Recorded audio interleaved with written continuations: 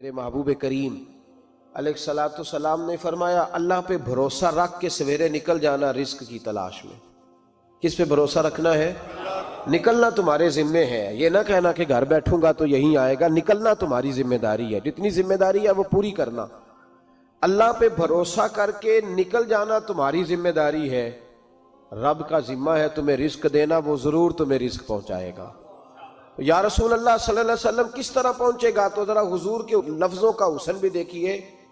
نبی پاک صلی اللہ علیہ وسلم نے فرمایا جس طرح موت تمہیں ڈھونڈ لیتی ہے نا کہ تم کہاں موجود ہو، جب وقت آتا ہے تو انسان پاکستان میں ہو تب بھی آ جاتا ہے، جدہ میں ہو تب بھی آ جاتا ہے، مکہ میں ہو یا مدینہ طیبہ میں وقت پھر بھی آ جاتا ہے۔ فرمایا جس طرح موت تم جہاں بھی ہو تم تک پہنچ جاتی ہے نا، اس طرح تمہارا رزق بھی تم جہاں موجود ہوتے ہو اللہ وہاں پہنچا دیتا ہے، پہنچا دیتا ہے۔ تو یا رسول اللہ صلی اللہ علیہ وسلم کس انداز میں؟ تو فرمایا نکل جانا تمہاری ذمہ داری ہے۔ فرمایا سویرے پرندے بھی نکل جاتے ہیں اور شام کو جب لوٹتے ہیں تو اللہ انہیں پیٹ بھر کے روزی عطا فرماتا ہے، حالانکہ ان کو نہیں پتا ہوتا ہمارا کارخانہ کہاں ہے، ہم نے کہاں جا کے مزدوری کرنی ہے، ان کو نہیں پتا ہوتا کہ ہمارا دفتر کہاں ہے، ہم نے کس آفس میں بیٹھنا ہے، ان کو نہیں پتا ہوتا کہ ہم نے کہاں جا کے مال خریدنا ہے اور کہاں سے ہم نے پھر اس کو دوبارہ بیچنا ہے، انہیں خبر نہیں ہوتی۔ اللہ پہ بھروسہ کر کے نکل جاتے ہیں۔ نکلنا تو تیرے ذمے ہے کہ نہیں؟ فرمایا وہ تو ڈیوٹی کر، شام کو اللہ جو رب پرندوں کو روزی دیتا ہے وہ تجھے بھی عطا فرمائے گا۔ ایک بات اپنے ذہن میں یاد رکھ لیں، رٹ لیں کہ جو میرے لیے بہتر تھا میرے رب نے مجھے دے دیا ہے، تو بات ختم ہو گئی۔ بس وصل اچھا ہے نہ فراق اچھا ہے، یار جس حال میں رکھے وہی حال اچھا ہے۔ بس جو میرے حق میں بہتر تھا میرے رب نے مجھے، مسئلہ یہ ہے کہ تو اس پہ راضی ہونے کو تیار نہیں۔ حضرت علی کرم اللہ تعالیٰ وجہ الکریم نے میرے نبی پاک کی ایک حدیث بیان کی ہے، اور جناب علی جب یہ حدیث بیان کیا کرتے تھے تو حضرت مجاہد فرماتے ہیں یوں لگتا تھا کہ جیسے حضرت علی ہمیں ہر پریشانی سے نکال رہے ہیں۔ مولا علی شیر خدا رضی اللہ تعالیٰ عنہ فرماتے ہیں کہ مجھے میرے نبی پاک صلی اللہ علیہ وسلم نے ایک طریقہ دیا تھا ٹینشن فری ہونے کا۔ آپ فرماتے ہیں مجھے تو بڑا راس آیا ہے، تم بھی اگر کر لو گے تو تمہیں بھی فائدہ دے گا۔ کہا وہ کیا؟ تو حضرت علی کہنے لگے محبوب علیہ السلام نے فرمایا تھا لوگو تم اللہ کے دیے ہوئے تھوڑے رزق پہ راضی ہو جاؤ، وہ تمہاری تھوڑی عبادت سے تم سے راضی ہو جایا کرے گا۔ بس تم 2 نفل بھی پڑھو گے تو اللہ راضی ہو جائے گا، تم 1 رکوع بھی سویرے اٹھ کے پڑھو گے تو وہ راضی ہو جائے گا، وہ تمہارے 313 درود شریف سے راضی ہو جائے گا، تم اس کے دیے ہوئے تھوڑے رزق سے راضی ہو جاؤ۔ ٹینشن اس لیے ہوتی ہے کہ ہم راضی نہیں جو اس نے ہمیں دیا ہے۔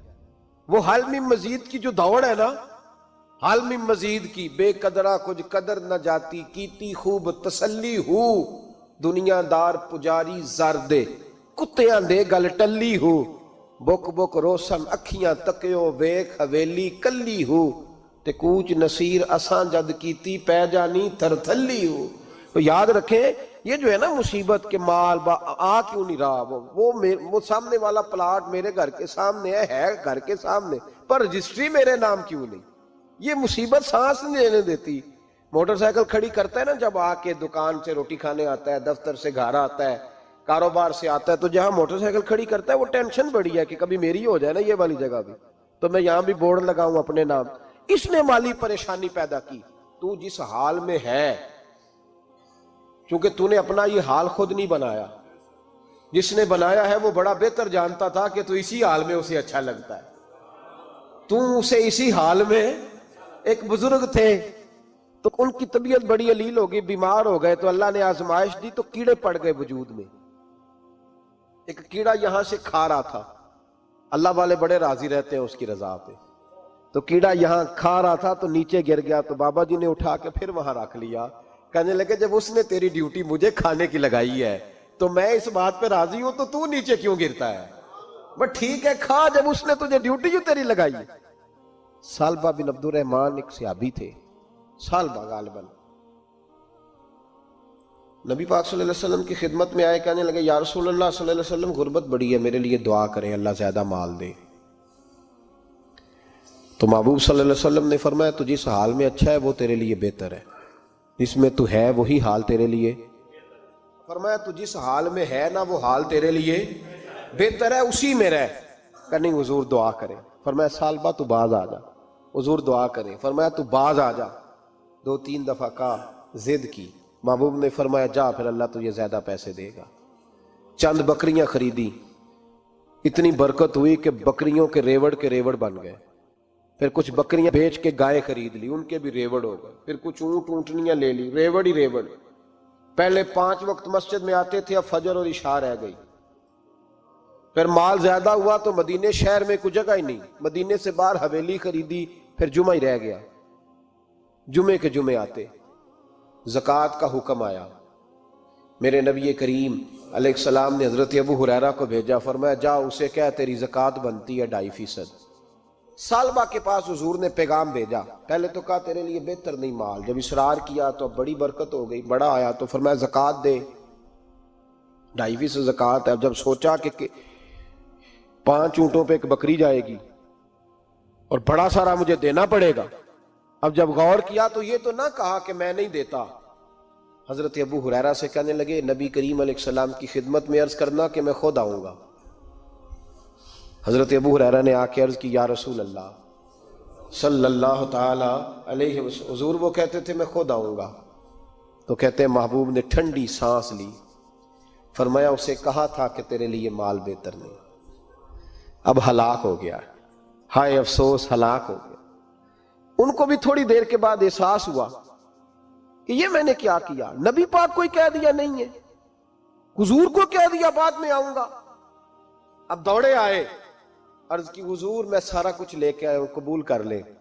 محبوب نے فرمایا گویا بلال حبشی کی خشک کھجور بھی قبول ہے، اور صہیب رومی ایک اٹی بان کی لائے تو وہ بھی قبول ہے، اور عمار بن یاسر اور مصعب بن عمیر اگر 2 دینار دے جائیں اور کوئی پرانا جوڑا کسی سپاہی کے لیے چھوڑ جائے تو وہ بھی قبول ہے، لیکن تو اپنا لاکھوں لے کے چلا جا، تیرا کوئی نہیں قبول، معاف کر دیں۔ فرمایا جا معاف کیا، پر پیسے لے کے نہ آنا۔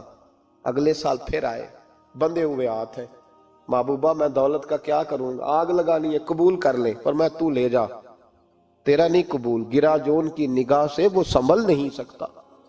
حضور نے وصال ظاہری کیا تو جناب صدیق اکبر کے پاس آئے، لاکھوں کا مال، ابو بکر قبول کر لو، تو جناب صدیق اکبر کہنے لگے اس کا کر لوں جس کا نبی نے نہیں کیا، چل جا کوئی نہیں چاہیے۔ حضرت عمر کے زمانے میں قحط پڑ گیا، بارشیں نہیں ہوتی، غلہ نہیں ملتا، حالات خراب ہے، مالی طور پہ بحران آ گیا، غربتیں، مجبوریاں، تکلیفیں، آ کے روئے، عمر میرا قبول کر لو، مجھے معافی تو مل گئی تھی نا۔ فرمایا معافی اپنی جگہ پہ، پر جس کا مصطفیٰ نے قبول نہیں کیا۔ بہت سارے لوگوں کو پتہ ہی نہیں کہ ان کا قبول ہی نہیں ہوا، اور وہ الجھے ہوئے، انہیں خبر ہی نہیں کہ اصل بات کیا ہے۔ فرمایا جس کا مصطفیٰ کریم نے قبول نہیں کیا، اب ہیرے اور جواہرات بھی لے کے آئے تو بھوکے مریں گے، پر اس کا قبول، اس بات پہ راضی رہو جس حال میں اللہ نے رکھا ہوا، اس حال میں راضی رہو۔ یہ جو مصیبت ہے نا دیکھنی کہ وہ بھی میرے پاس، تمہیں کیا پتا، کبھی پوچھ تو صحیح اس سے وہ کس مصیبت کا شکار ہے، جو مالی طور پہ بڑا امیر ہے، تو اس کی طرف دیکھ کے اپنا دل برا کرتا ہے؟ بس جس حال میں رب نے رکھا ہے اس حال میں رہ۔ حضرت عثمان غنی کے زمانے میں تو وہ وصال کر گئے، لیکن بھائی تو جس حال میں تیرا رب تجھے رکھتا ہے اس حال میں رہ، تیری مالی پریشانیاں ختم ہو جائیں گی۔ اور پھر مالی پریشانیوں کے کچھ اور اسباب بھی ہیں۔ امام شافعی فرماتے ہیں جن گھروں میں لوگ فجر کی نماز کے وقت سوئے ہوتے ہیں ان گھروں میں رزق نہیں آتا۔ آپ فرماتے ہیں فجر کا وقت اللہ کے دینے کا وقت ہے، اس وقت اللہ بانٹتا ہے۔ حضور صلی اللہ علیہ وسلم کا فرمان ہے نا حدیث میں کہ تہجد کے وقت اللہ پہلے آسمان پہ نزول اجلال فرماتا ہے جو اس کی شان کے لائق ہے تہجد کے وقت، اور وہ کہتا ہے مانگو میں تمہیں عطا کروں گا۔ لینے کی باری آئے تو بندہ سمیٹ سماٹ کے اندر گھس جائے۔ ہمارے ہاں یہ ہوتا ہے کہ عشاء کے بعد بچے بیٹھتے ہیں موبائل لے کے، تہجد کا وقت آتا ہے تو ان کی آنکھیں بند ہونی شروع ہوتی، تو لینے کے وقت تو سویا تھا، تیرا مسئلہ کیسے حل ہوگا؟ بھائی جب کوئی آدمی خیرات بانٹ رہا ہو تو جو پیالہ پیچھے کر لے اسے ملے گا؟ کہتے اس وقت آنا جب میں بانٹ رہا تھا، اب تو کدھر آ گیا ہے؟ مثال دے رہا ہوں. تو فجر کا وقت مانگنے کا ہے، تو ساری رات تو گزر گئی گیمیں کھیلتے، ٹی وی دیکھتے، اور جو لینے کا وقت تھا تو سو گیا، تو کیسے آئے گا تیرے پاس؟ تو اٹھے سویرے، بندوں سے مانگ کے دیکھ لیا، بڑی عزتیں خراب ہوئی. فجر کا وقت اٹھ کے جھولی پھیلائیں. میرے رسول پاک علیہ السلام فرماتے ہیں، رب فرماتے ہیں جب بندے میرے آگے جھولی پھیلاتے ہیں مجھے شرم آتی ہے، کیسے خالی واپس کر دوں. تو اس کے سامنے جھولی پھیلائیں سویرے اٹھ کے، رزق میں برکت ہوگی. اور پھر ایک اور بات، پانچویں بات، رزق میں تنگی اس وقت ہوتی ہے جب ہم مال غلط جگہ پہ خرچ کرتے ہیں. اللہ مال دیتا ہے اپنے فضل سے، اور جب ہم اسے ضائع کریں. مثال دیتا ہوں، میرے پاس ایک شخص نے آ کے کہا حضرت جی بچی کی شادی ہے، یا میرا گھر میں کوئی بیمار ہے، یا بڑی آزمائش ہے، 10,000 کی ضرورت ہے. میں نے تھما دیا اس کو. پھر مجھے بعد میں پتا چلا کہ اوہو وہ تو عیاشی کر رہا ہے پیسوں سے، وہ تو چلا گیا کہیں گھومنے اور فلاں ہوٹل میں، مہنگے ہوٹل میں بیٹھ کے کھانا کھا لیا. تو میرے دل پہ کیا گزرے گی اس شخص کے بارے میں؟ بلا مثال و بلا تشبیہ سمجھانے کے لیے اللہ نے مال دیا فضل سے، اور اگر عیاشیوں میں لگا دیا. صوفیاء فرماتے ہیں کہ اگر ایک دھیلا تو حرام جگہ پہ خرچ کرے نا، ایک دھیلا، تو 1,00,000 دینار کی برکت تیرے گھر سے اٹھ جاتی ہے. ایک دھیلا حرام جگہ پہ. یہ جو گویوں پہ پیسے پھینکتے ہو حلال ہے؟ چلیں بینڈ باجا تو شادی پہ آپ نے اپنی مرضی سے بند کرنا ہے یا بجانا ہے، لیکن گویوں پہ جو پیسے پھینکتے ہو جائز ہے؟ بولے. تو وہ پھر کہتے روتے ہیں بعد میں لوگ کہ پتہ نہیں کیا ہوا، شادی کے بعد پیچھے پیچھے آئے. تو میں نے کہا شادی کے بعد اس لیے پیچھے پیچھے ہاتھ ہو گیا کہ شرابیں بڑی پی گئی، شادی پہ تباہی بڑی اتری، تو پھر اللہ کی رحمت ناراض ہو گئی. اور اس پر میں قرآن مجید کی آیت پڑھتا ہوں، رب فرماتا ہے وَمَنْ أَعْرَضَ عَنْ ذِكْرِي فَإِنَّ لَهُ مَعِيشَةً ضَنْكًا. بڑی سخت آیت. وَمَنْ أَعْرَضَ عَنْ ذِكْرِي، فرمایا جب تم میرے تذکرے سے، میرے ذکر سے منہ پھیر لیتا ہے، فَإِنَّ لَهُ مَعِيشَةً ضَنْكًا، تو میں تیری معیشت کو، تیرے رزق کو تنگ کر دیتا ہوں. کہ تیری زندگانی تنگ ہوتی، اور جس کی زندگی اللہ تنگ کرے اس کی کوئی کھول سکتا ہے؟ کہتے ہیں بڑی جگہوں پہ گیا ہوں، بڑی پھوکے مروائی، بڑے دم کرائے، حالات صحیح نہیں ہوتے، تو مسجد آ کے توبہ کر. وہ کہہ رہا فَإِنَّ لَهُ مَعِيشَةً ضَنْكًا. اعلان ہے قرآن پاک کا کہ جب تو میرے ذکر سے منہ پھیرے گا، روٹی میری کھائے اور پیسے لے کے عیاشی کرے، مسجد آئی نہ. حکم تو یہ ہے کہ جتنی جتنی نعمت بڑھتی جائے سجدے بڑھنے چاہیے، لیکن ہم لوگ سجدے کم کرتے جاتے ہیں، فرض نماز بھی نہیں پڑھتے، پھر رزق تنگ ہوتا ہے، پھر اللہ کے عدل کا نظام چلتا ہے، پھر خرابی ہوتی. اس لیے یاد رکھیں قرآن مجید نے حکم دے دیا کہ اگر چاہتے ہو کہ رزق میں برکت ہو تو پھر رزق دینے والے کے آگے جھک جاؤ، پھر رزق دینے والے کے آگے جھکو. تو مالی پریشانی کا بہت بڑا سبب یہ ہے کہ ہم مسجد کی طرف نہیں آتے، دین کی طرف نہیں آتے، پیسہ ناجائز جگہ پہ خرچ ہوتا ہے. غوث اعظم رضی اللہ تعالیٰ عنہ کی خدمت میں ایک شخص آیا، اس نے کہا حضور بڑی تجارت کرتا ہوں، کام نہیں چلتا. فرمانے لگے اب تو اللہ سے تجارت شروع کر دے. کیا مطلب؟ فرمانے لگے 10 کمائے تو ایک اللہ کے رستے میں دے، رب کریم اس کے بدلے میں تجھے 70 عطا فرمائے گا. اس نے کہا حضور اس طرح کروں؟ فرمایا تو یہ کر کے دیکھ، عبد القادر جیلانی وعدہ کرتا ہے اللہ تیری مدد کرے گا. غلام کہتے ہیں وہ 6 مہینے کے بعد آیا. پہلے جب آیا تھا تو پیدل آیا تھا، 6 ماہ کے بعد آیا تو 6 اونٹ تھے اس کے پاس، اور آ کے حاضر ہوا تو کہنے لگا حضور زندگی پتہ نہیں کہاں گزار دی، کاروبار کا تو مزہ ہی اب آیا ہے، اب مزہ آیا ہے کاروبار کرنے کا، اب مزہ آیا ہے. کہا 10 میں سے 1 دیتا ہوں، پتہ نہیں کتنا مہربان ہے. اور یہ آیت ہے وَيَرْزُقْهُ مِنْ حَيْثُ لَا يَحْتَسِبُ، تجھے وہاں سے دے گا کہ تیرا کبھی گمان بھی نہیں گیا ہوگا. روحانی معاملات کو بھی ضرور شامل حال رکھیں، اور مال مانگے اس سے جو بے حساب دیتا ہے، دنیا داروں سے نہیں مانگے، اس سے مانگیں جو دیتا ہے تو پھر بے حساب ہی دیتا ہے.